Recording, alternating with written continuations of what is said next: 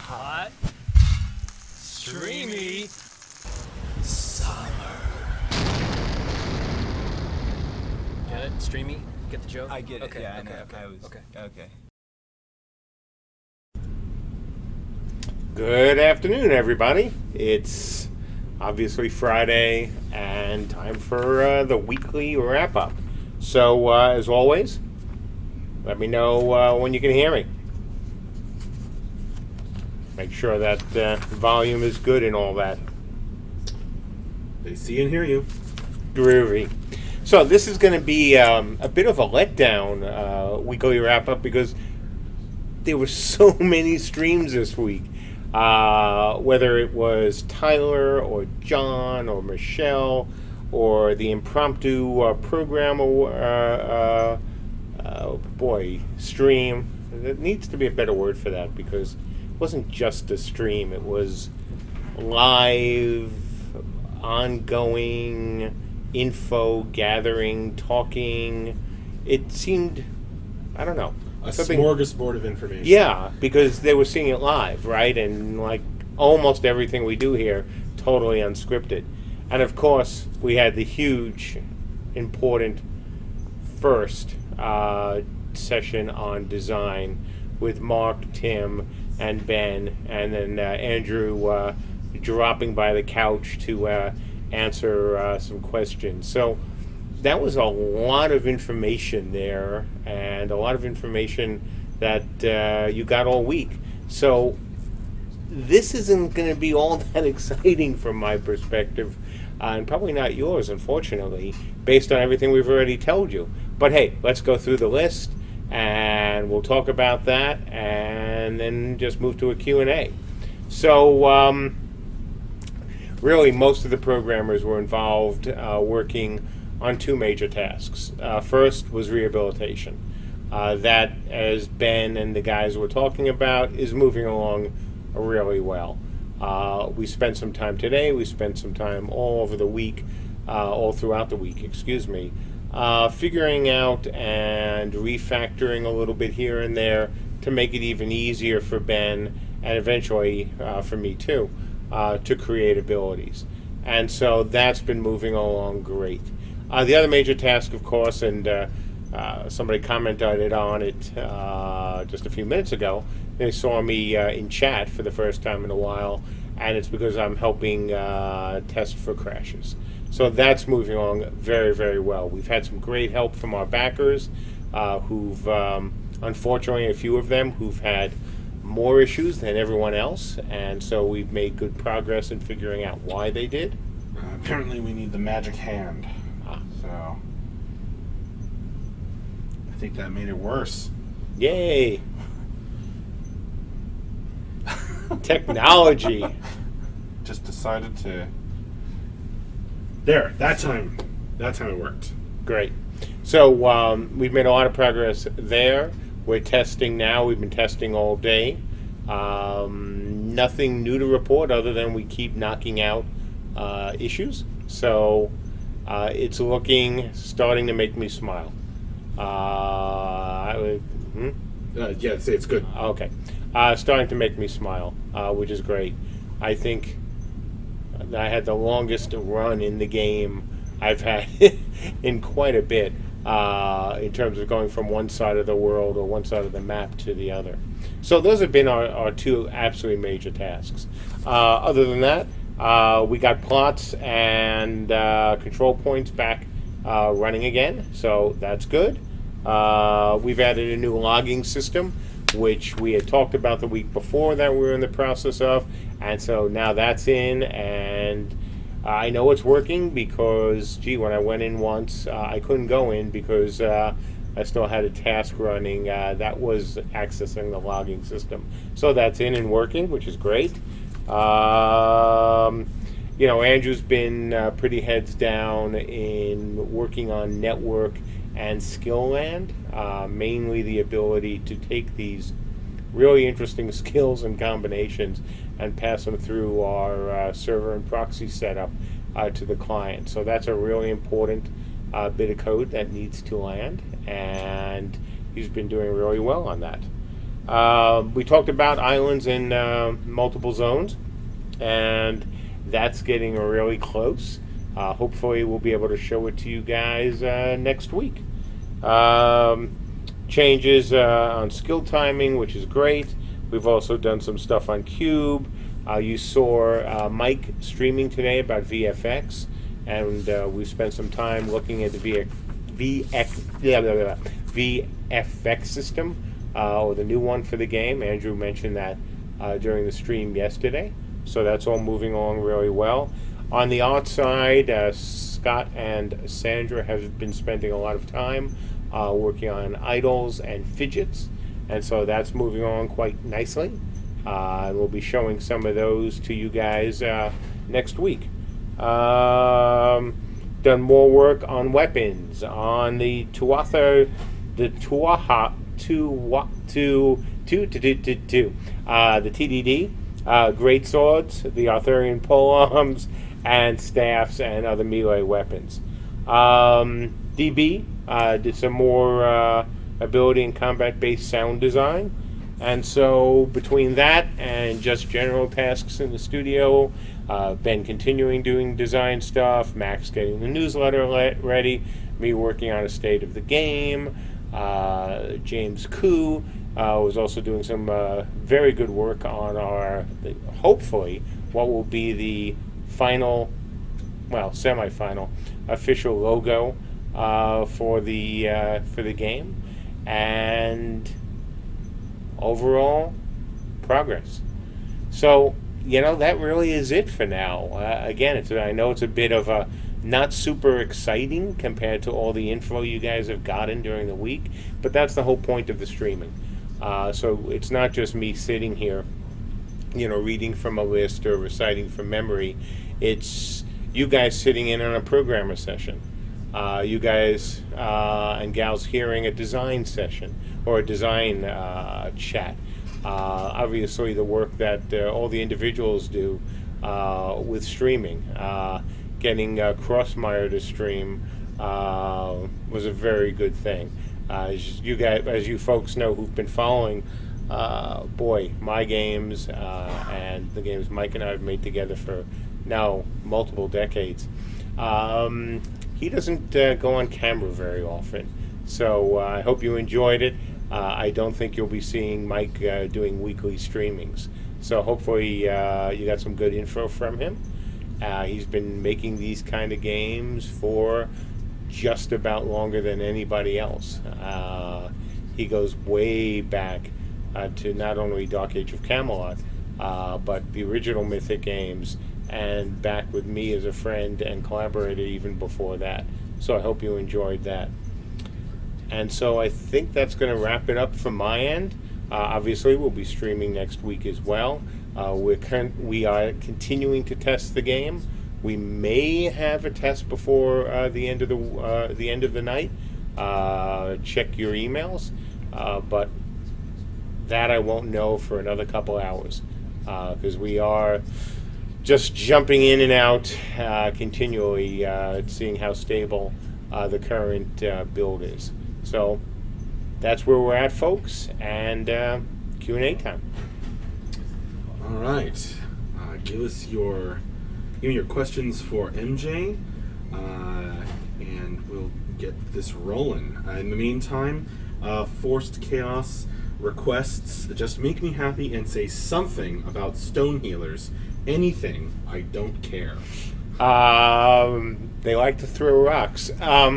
No, the stone healers are going to be a lot of fun. That is, of all the ideas that I've had for trying something a little different with the class, they would count as one of the more interesting.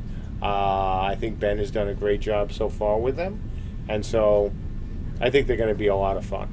I think they're going to be an awful lot of fun. Francis Courant asks, will the new VFX for skills look more epic than the ones shown so far? Yeah, absolutely.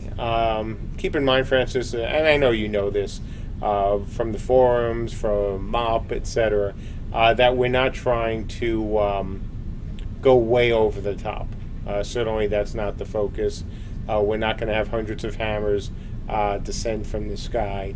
when somebody casts a spell. But are they going to look better than, especially the older abilities? Absolutely. That is something that I know Mike and other folks are kind of focused on.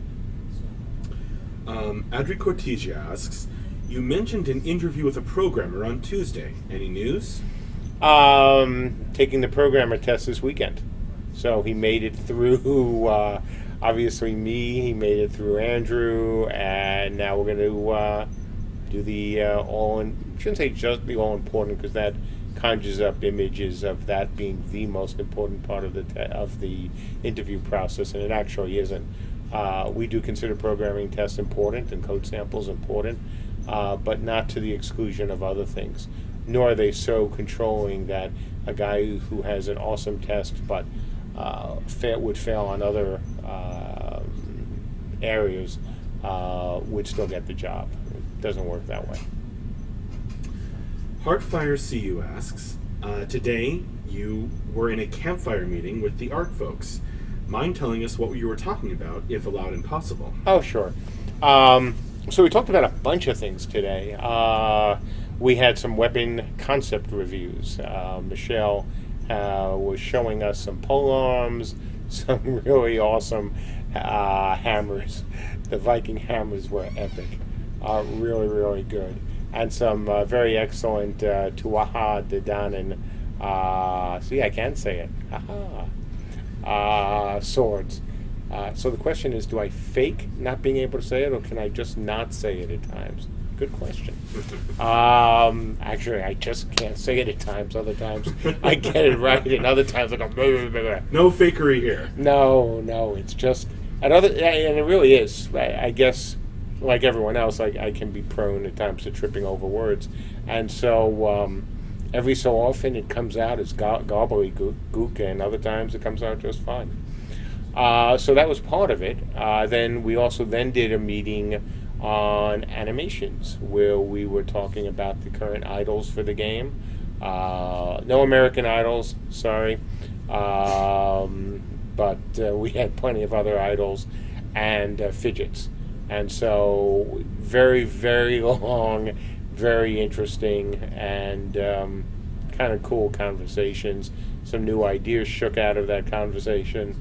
So really, really good and very positive for you folks. I'm just seeing now, Forced Chaos says, thank you for the Stonehealer comments. Mia Tullis asks, are we going to see social UI tools such as guild search and group search to take the place of the usual LFG spam in chat? Yeah. Obviously, we have said from the beginning that while we don't want to be hand-holding, we also aren't so old school that everything has to be done by /commands or by chat. So yes, there'll be some mixture of tools to make things easier, but also not so easy that they also can get annoying. So as usual, we'll go for the right blend. Foggy asks, any updates on the CM front? No, in all fairness, we've gotten a couple of folks interested. I have not spent any time looking for the new CM over the last week. Hopefully soon. And that's simply a matter of hours in the day. And also, we have to think one of the things, and this is nothing secret, one of the things we're trying to figure out is, would we be better off hiring a full-time forum moderator and then have a separate position for more of the traditional, I guess, even though it's not that old, community manager. So that's one of the thoughts. Odilvik asks, a lot of games have snow-covered ground during winter. I've yet to see deep snow drifts with snow leg or waist deep. Is this something we might see in CU? Well, I certainly would love it. We have talked about I know we did during the Kickstarter, I'm not sure if we actually talked about before the Kickstarter, how weather and terrain could interact and affect players. So, having deep snow, having something that certainly would make the game a little more interesting during different parts of the year or different parts of the day even, is something we have talked about. It's not a focus. It can't be a focus for the same reason true pet classes can't be a focus. That anything that takes away from the ability to have a fast-moving, large-scale battle setup is something that we just can't promise and won't even try to promise. Heartfire CU asks, last week you said that there might be another store test this week, maybe this weekend. Any news about it? Yeah, things intruded, so we didn't get that done in time. The good news is we are past all the security. We have passed all the security tests that we've run, and so the one of the scary parts of setting up a system like this, we have come through now with very flying colors. So that's really good. So what we hope to do is early next week we'll do an in-house store test, and then we will probably ramp it up next weekend and get all you folks in that can get in, and hopefully that will be it. Piranha 7 asks, is the ability builder system still the same with the new skill builder? Uses components in the same way to craft a skill. Yeah, right now, subject to change, of course, and it will change. But the core way of building is still in. I mean, that's what I was doing 25 minutes ago, was actually popping up the ability crafter, crafting abilities, and putting them into the book and running around the world. Heartfire CU asks, we know that names have to be distinct. Does this count for surnames as well? Yeah, that's one of the things we've been talking about. You know, how far do we want to go with, naming? Certainly we don't want to have a lot of Max Porters running around the game. So, all subject to discussion, something that we know is kind of important. Unfortunately, it's not anything that presents a technical challenge for the studio, so we haven't spent a lot of effort on it yet. We've talked about it, we've done some things so far, all of it's subject to change. Forced Chaos asks, any plans to let us poor Beta 1 people help test at some point? Say that again? Any plans to let us poor Beta 1 people got it, okay. help test at some point? Yep, as soon as we get the alphas in, and then the betas will get in, or we may also do it at the same time. That was what I was hoping would be our next major test, is just having everyone who we can just get in and try to do a crash the server test.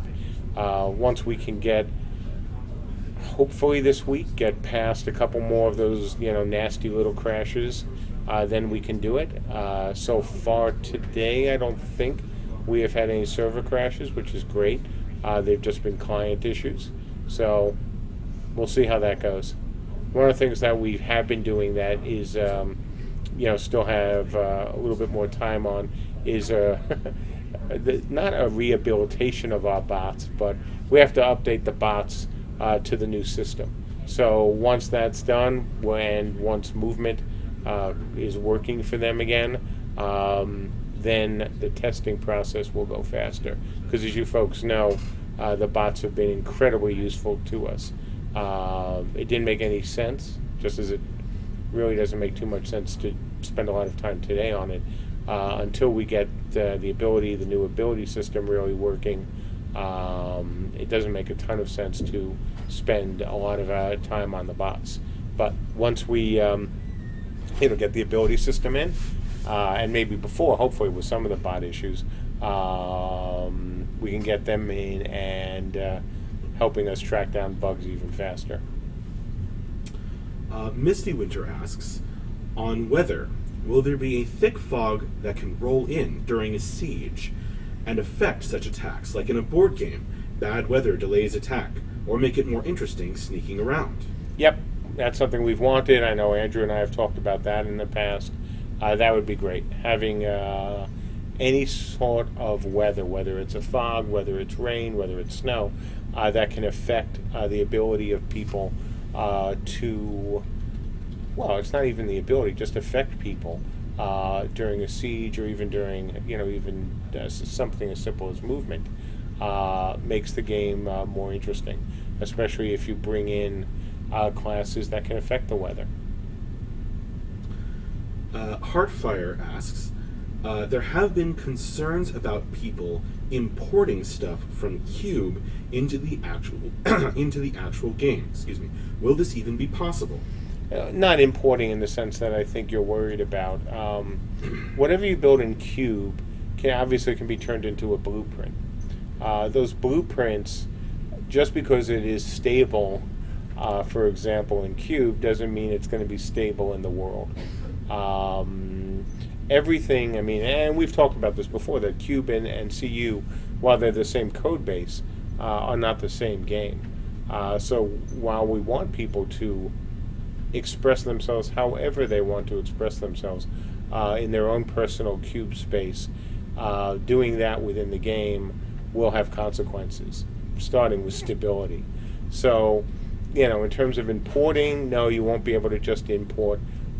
Taking a blueprint and trying to have it built, sure, but it will have to certainly work with CalMod Unchained, and that's going to be quite challenging for some people who, enjoy building crazy structures without talking about the usual things that some people build in Cube. Simply won't work in Unchained. Siphon3 asks, any update on when we'll start seeing some other races? No, because I don't want to take any time from the either the art team or the programming team in the short term.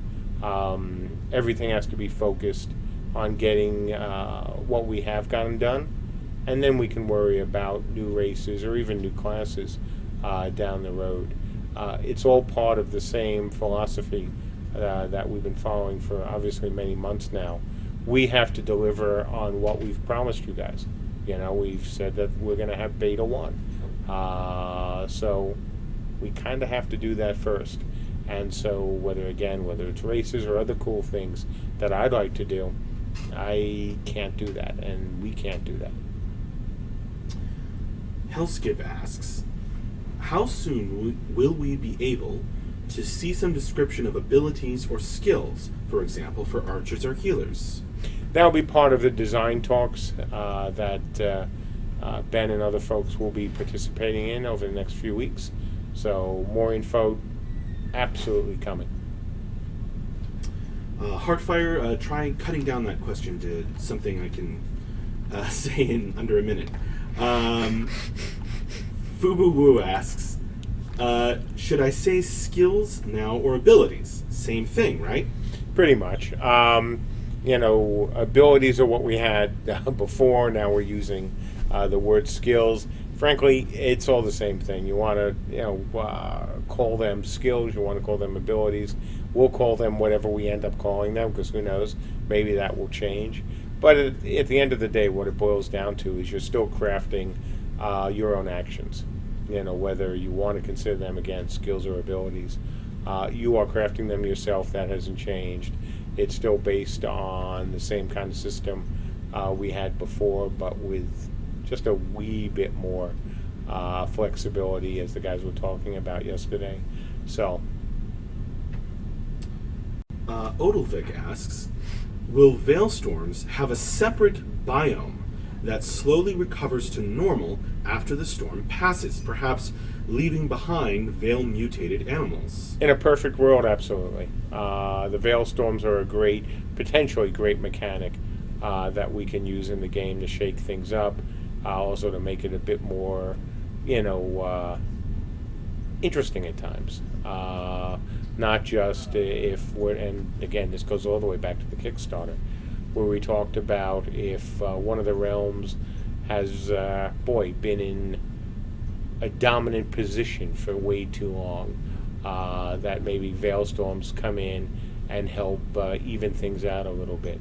So it's something that we will certainly want to use often in the game, whether it is something very predictable at times, which I think is a good thing, but also sometimes unpredictable. So I think there's a lot of interesting ways we can go with it, and it all depends on time. Tirsis asks, how are you doing, MJ?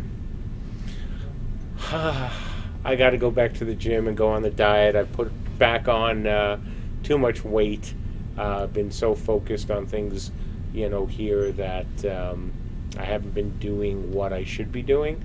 So other than that, I'm doing great. But next week I start the diet again and working out again. So I'm sure I'll be grumpy.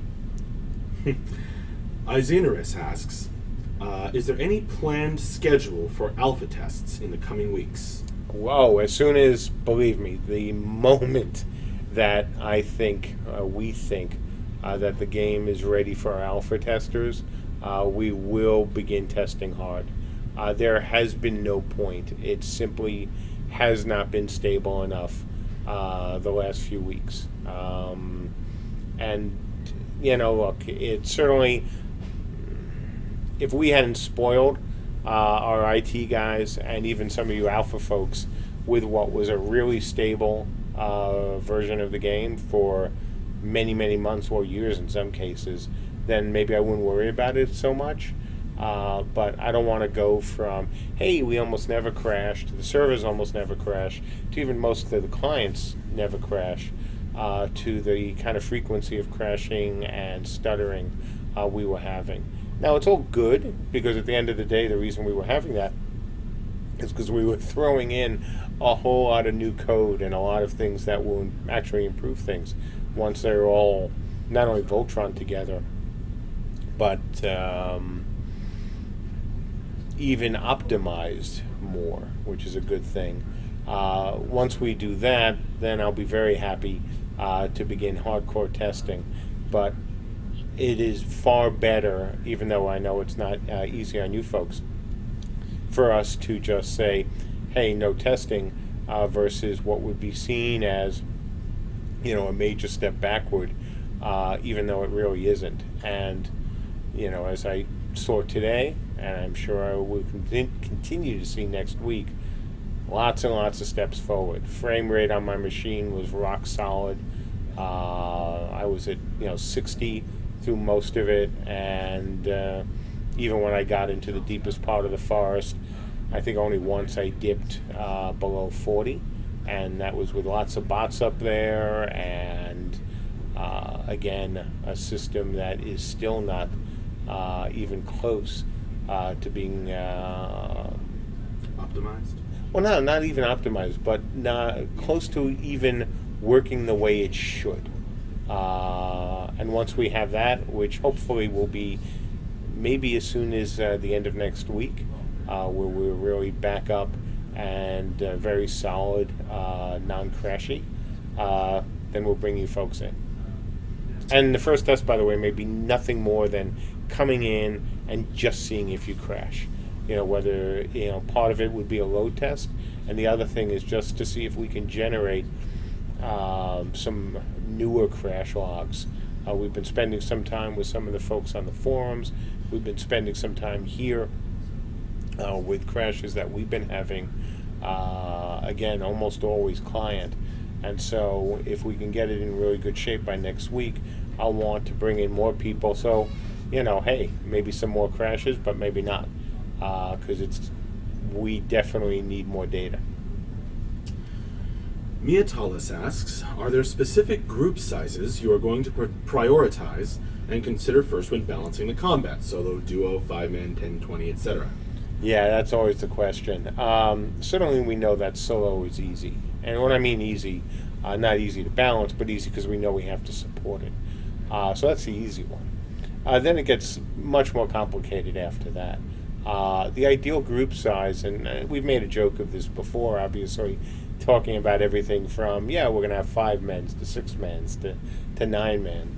At the end of the day, part of that number, or part of the way that number is determined, is by the classes. how many classes do we have on each realm? How do they work together? What's the right synergy? So that's why we've been avoiding talking about, is it going to be an 8-man? Is it going to be more? Is it going to be less? Because until you really see how the classes shake out, committing to a number isn't, it isn't going to be all that useful. I've got an idea of what I think will be the right number, but it doesn't matter right now. So yeah. Foggy asks, once Beta 1 passes, what are the hopes of seeing new becoming stories for classes races and or expanding some of the current ones? A lot. I mean, once we can get into Beta 1, we can all backers and CSE can exhale a little because we've got into Beta. We have the classes that we wanted to have in, and we're not relaxing in the sense of now we don't have to work hard, but not at all. But now we can exhale, meaning that we can sit back, work on some other things, do some other things, while you guys play and get us the data we need to make the decisions for the next step. So that'll be a very good time. So yes, definitely more becoming stories, stretch goals, other things that we wanted to talk about that I won't talk about until we get into Beta 1. Nanulok asks, when may we see more on the crafting system? Again, it's in the same state it was before we went heavily into rehab. So as soon as we can get into rehab, we will then once we get out of rehab, we can go back and start spending some more time on crafting. Shinimas asks, is the ability to hit separate body parts done purely through ability components? Is there a need to physically connect a strike with the hitbox of a particular body part? No, because that would be impossible, in a large-scale battle. There's just no way. Trying to get the hitbox of in something even on the order of 60 people would be chaotic and difficult enough. If we have you as part of hundreds of people, and maybe even more, trying to select the hitbox would be ridiculous. So no, you won't have to actually click on the person's hand to target an attack towards the hand. Piranha 7 asks, when Beta 1 starts, will the 3 combat classes have the ability to use all the weapons in the game, like polearms and spears, or will just a few types be available, like swords, axes, and bows? Well, we certainly are aiming for all of them. That's the plan. We want to get a ton of weapons in for Beta, and that's certainly one of the, I don't want to say benefits, because it really doesn't count on the same, same kind of weighting. Hey, Beta, oh. But hey, polearms. So, no. But we certainly are having or getting extra time to do more weapons. So, we'll see. Hopefully, we'll have way more than enough weapons for our combat classes. And frankly, I can't see how that wouldn't happen. Heartfire asks a question from someone from the forums. Has there been planned a maximum number of players per server capacity, and the optimum size to play? So the word server is always, a loaded word. What do you mean by server? Do we mean server that is your smaller server versus a much larger server where everyone, because we have where everyone is on, because we have talked about in the past how our system works. In terms of your game server, the optimal number will frankly be something north of 3,000, and how far north we don't know yet. I know that if you look at Dark Age of Camelot, certainly Warhammer, other games, 3, 4, plus thousand were always a good number. In our game, since NPCs are quite or far less important than they are in any other MMO, that will have more room for them. On the other hand, we've also done some other things network-wise that we could actually handle lots of NPCs if we wanted to, and also have a large number of players as well. So that number, we hope, will be much larger than the 3,000 we used to have in Dark Age. And that's not when we had emergency capacity, when we had issues with not having enough servers and tried to squeeze every last body we could onto the current servers. Not the most optimal experience, but we'll see. Fortunately, the having X number, whether X is 5,000, 6,000, 7,000, is not as difficult as 1,000 right in front of you. And that's the real focus, right? Having a server where you could have, say, 10,000 people on at the same time, that's great and groovy. But if only a few hundred can be on your screen before the game turns into a slideshow, that's not so good. So we are very heavily focused on, and will continue to be, on just squeezing every last person we can into that group. And how big it will be, obviously we have talked about many hundreds. We've talked about 1,000. We've shown almost 2,000 at one point, 800 comfortably. So that's what our focus is. If we can hit 1,000 people in a battle and it not turn into a slideshow, that would be absolutely awesome. And that's our goal. Not just, hey, how many people you can handle on the total server, but how many can you handle in that area, whatever that area is defined as. Izanerus asks, any thoughts on dueling or small group versus group type playstyles? Would cross-faction chat help, do you think? Not a chance. Sorry. At least on the cross-faction chat. If you go back to Dark Age, that was one of my big things, was not allowing cross-faction chat, and I certainly took so much grief over that decision. And so that, I liked the decision then, I still like it now. When you're in your realm, you get to speak to people of your realm, and you can't understand the language of people of the other realms. So that won't be in. In terms of dueling, it's something that I know a lot of people expressed an interest in. It's one of those things that isn't technically challenging, but is rather more design challenging. And design in the sense of, is it fun? Does it add to the realm pride? Does it take away from realm pride? Is it annoying? I remember some days in WoW, for example, where I was just getting constantly asked, by people, hey, do you want to duel? And I'm like, I just want to kind of level my character in peace. So, I don't know. That's one of the things I don't have hugely strong opinions on. I have beliefs on them, but we'll talk to our backers. That's one of the reasons that you guys are here, to tell us what you think. Since you mentioned Realm Pride, I see Heartfire has cut down that question. So a question from Heartfire from someone from the forums.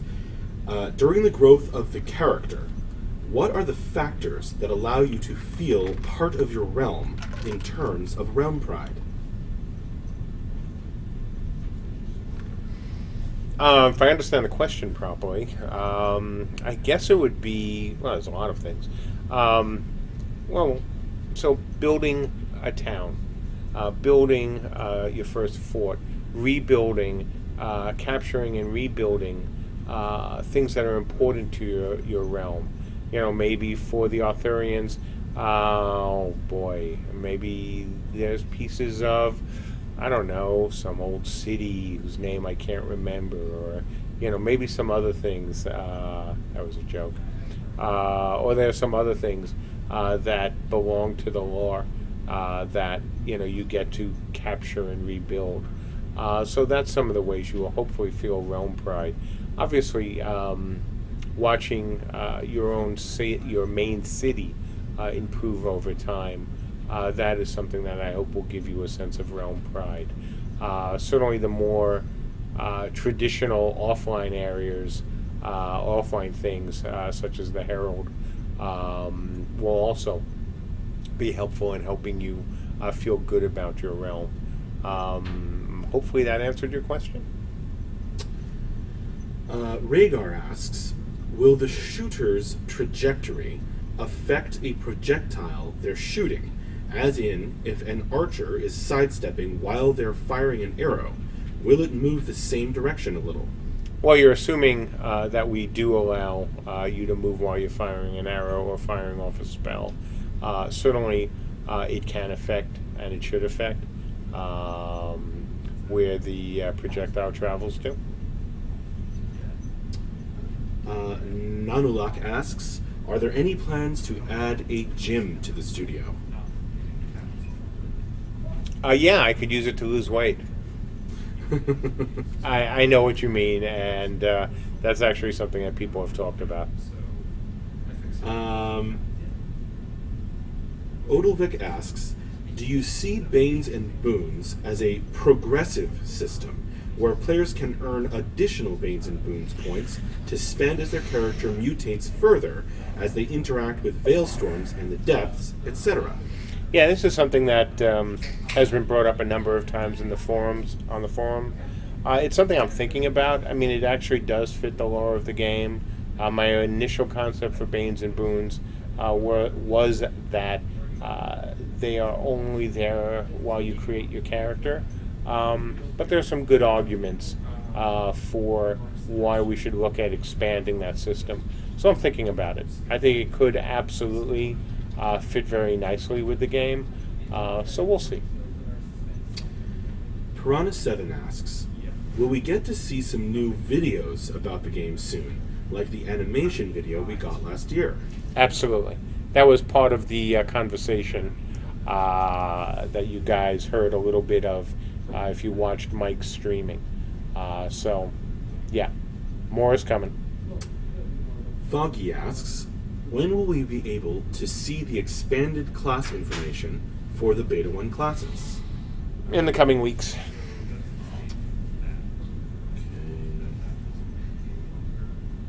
Then we have some puns. Here we go. Isanaris asks, it's often mentioned that horizontal progression makes it easier to re-roll to a different character. It seems to me that with the planned slower day-by-day leveling system, it will make it harder to do so. Any thoughts? Yeah, the former rather than the latter. So, the problem with the vertical system, and I guess, your question can be read or can be interpreted two ways. So we'll just start with the more obvious one.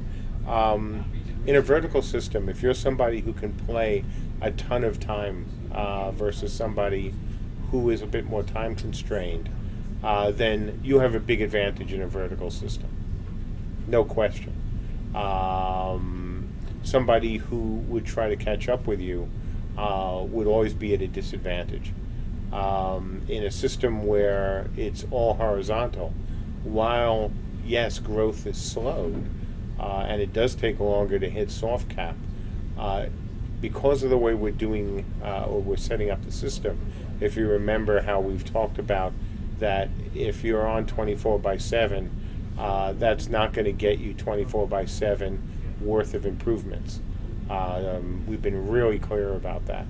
So I think if you look at it in the latter case of a system where, yes, you can play 24/7, there's nothing wrong with it, and yes, you'll still get some rewards, but some will be capped. In that case, a horizontal leveling system is definitely not harder on newbies. It is easier, because if you look at how far you could progress, again, assuming that you're not a super hardcore player who can play, if not 24/7, certainly put in, tons of hours. If you're not that kind of player, in the horizontal system, the newbies who come in will, be more comparable to you, even if you've been playing the game for a few months. And that's the big difference. Because even in the case of someone who, well, I'm not a casual player, though I hate that term for hours, but I'm not super hardcore. You could, in a few months, get to the point that a new player is simply cannon fodder for you. In this game, that won't be the case. Even if you played for a few months, even if you've gotten a lot of rewards, some of them won't be just an improvement of your skills. So while a new player who comes in will certainly still be at a disadvantage, the disadvantage won't be the one that I've always used as an example of the veteran players simply sneezing on you and you dying. Sort of like in Star Trek. You'll understand the reference when you see the movie. Saw it last night, loved it, great. Took the studio, so much fun. Not everyone loved it, almost everyone did. All right. Well, Beer Chug asks, have varying crafting professions been decided yet? No, not at all. We've been very clear from the beginning that when it comes to crafting, it wasn't our goal to break the crafting class down into other classes. Will we do that eventually? Time will tell. There's no change in my opinion that I don't think we're going to need to do it. But at the end of the day, what's important is having a very robust economy and very engaged crafters. And if it turned out that we had a much higher than expected demand for the crafter position, and we had way too many, or I should say, not demand, crafter interest. So we had way too many crafters. We might have to make a change and say, you know what, we're going to now require some of you folks or you folks to specialize a little more. But we'll see. Fortunately, that's also something that's really easy to do. The hard part is building the system. The wrapper around it, which would be a class for the crafter, that's easier. Scribe of Salmasis asks, has it, by the way, been confirmed whether the hitboxes of visually different sized creatures and tunes vary in size, or does the hitbox remain identical? No, we have confirmed that it is going to be different. If you're playing a Lucapan and somebody else is playing a very advanced Frost Giant, there needs to be a difference. So there will be that difference. Francis Courant asks, will players have to capture enemies' souls to be competitive? Is it No. possible to play CU without using this feature at all? Well, first we have to confirm that that feature will be in. That obviously is something that I want to see in. It's part of crafting. But it's not something that I think is so unbelievably critical to the game or the game's success that I wouldn't be willing to cut it out. Obviously, it's something I believed in. I've talked about it even before the Kickstarter. But having said that, sorry. So if you look at the impact of crafters or souls, capturing a soul is a good thing, obviously. But since you're not the crafter, if you don't capture a soul, you can simply go to a crafter and have them either make the item you want with the soul, or maybe there'll be a secondary market for souls. How do you like that? So there's really, I can't imagine why a combatant who couldn't take or didn't want to take big souls would be at a big disadvantage. So I don't think you have anything to worry about. I don't see how that could happen. So should be all good. Vate Malix asks, so I posted a poll in the forum about this. Will we be able to see the name and or guild name of players of opposing factions? Didn't see the poll, sorry. We'll see. Knowing who your opponents are, very important to people. So we'll see. Foggy asks, Is there any possibility of having major NPCs from the lore having an effect in the warfare, offering area bonuses, leading attacks, or perhaps even getting themselves captured? It's certainly possible. Could be a fun thing to do, but that would absolutely fall out of the initial scope for the game. So I don't want to say I can't confirm nor deny, because it is not something that, frankly, we can be concerned about in the short term. Guinness asks, will you be able to apply fun effects to food and beer? Does the new tech for entities allow that? Sure. After all, if we could make a door drown, then I see no reason why we can't make some other things more interesting. Sure. Is it something we are going to have? I assume we will have something like that. We certainly have talked about our inns and the ability to buy things from there, but we also have been very clear that we don't want those items to be the equivalent of pots from Dark Age, or obviously potions and other kind of buffs from other games. So that's one of those things that is a bit of a fine line, but we'll see. Worst comes to worst, we can just make them fun and not necessarily for going into combat.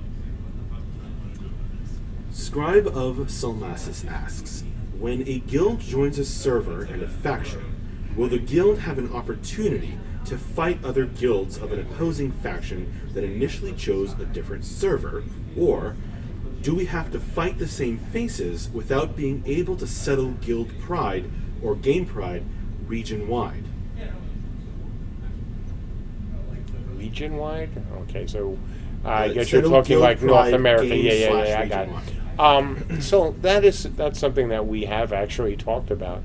Would there be any way for people who belong to one server to have battles with folks from another server? And I think you can even go back to one of our very early Kickstarter videos where we talked about that idea. No decisions on that. It's certainly not something that is super important to us in the short term, but it is something that could be fun, for special events or things like that. But it won't be something that's automatic, nor something that is a short-term goal for us. Francis Carant wants to know, what is MJ drinking? I think it's Coke Zero. I couldn't remember if it was Coke Zero or Cherry Coke Zero. I believe that's Coke Zero. Nothing more interesting.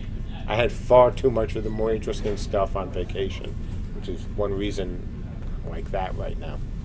But it was tasty. Odelvik asks, Izanerus suggested in Tyler's stream, shooting down a beehive to create an AoE area would be epic. Will this be possible?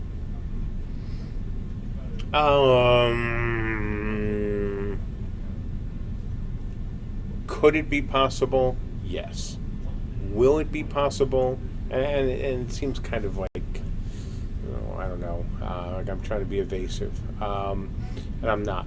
Just the idea of putting, in this case, an ability, an effect on something that then can be triggered by certain actions on that thing is certainly something that is well within our purview to do. The question is it worth the time? Short answer is it probably is, not necessarily just the beehive, but other things you could do with that. Obviously traps. So if you think about what you just described, that could be the equivalent to a trap, right? And so I think the answer is going to be yes, but we'll see. But traps are confirmed, so you can take it for what it's worth. A few people, including Foggy, Forced Chaos, and Guinness, want drowning doors to be a backer cosmetic item. That would be funny, wouldn't it?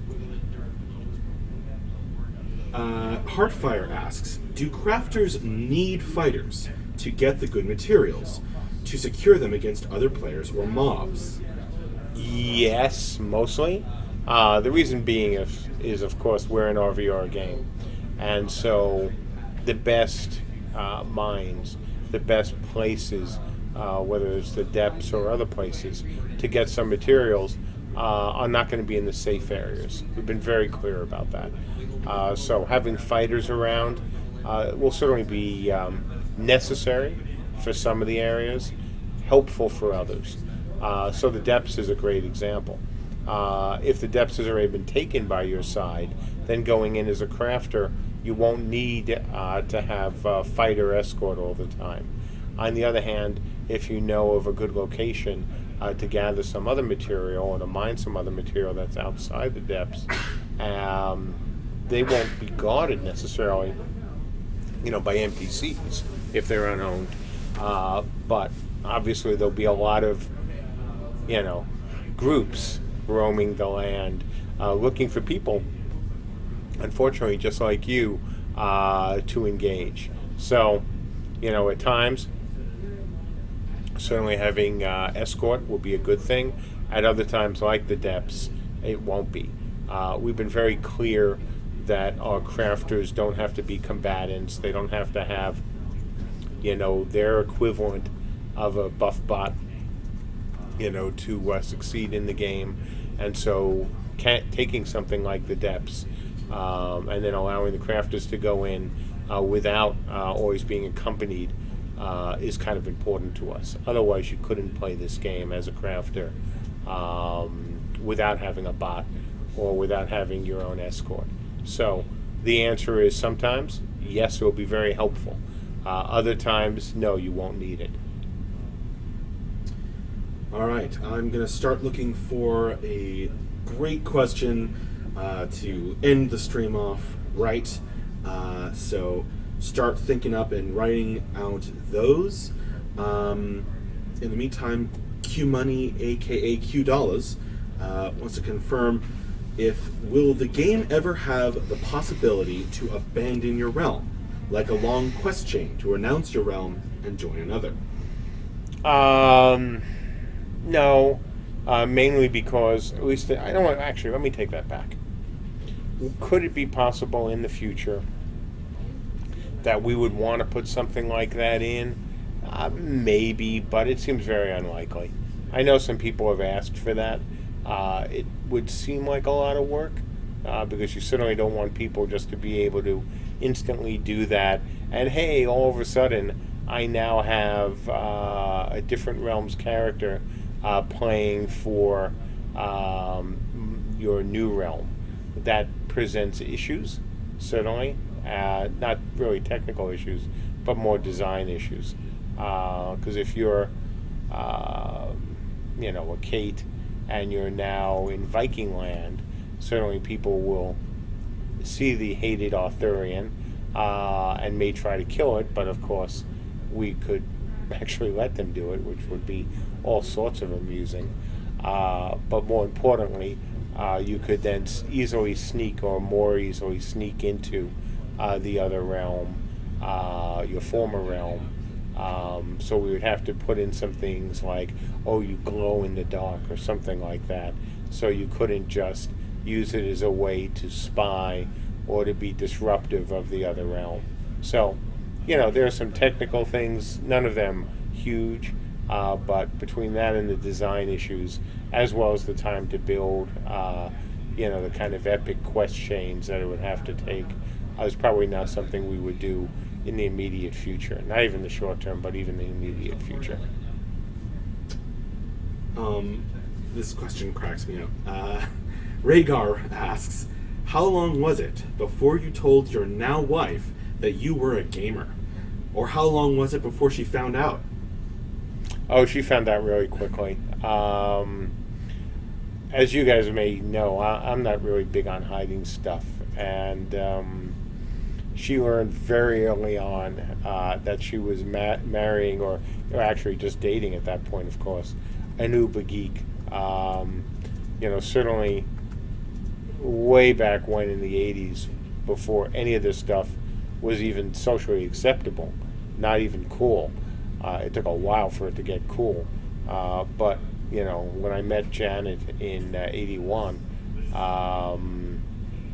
being a gamer was, and not just a gamer, but also somebody who is also heavily into sci-fi, heavily into fantasy, and who is also, at that point, programming an Apple II, and I think I had the Timex Sinclair at that time too. That wasn't what you would call making me interesting dating material. I'm not quite sure what she saw or how she saw through all the layers of what would be considered negatives, but she did. But man, oh man, she learned really quickly that the guy she was dating was not like most other people. Because back in '81, some of you who are listening to this probably weren't even born yet. But man, oh man, it was not a great time to be a gamer or even a computer guy. We were looked at as unique and special, and not in a good way. So, kudos to Lady J for ignoring what were seen as my social disadvantages. Certainly, her parents didn't understand it. My parents didn't. Oh boy, did my father not get the whole gaming computer thing, and my mom got it a little more, but not a lot.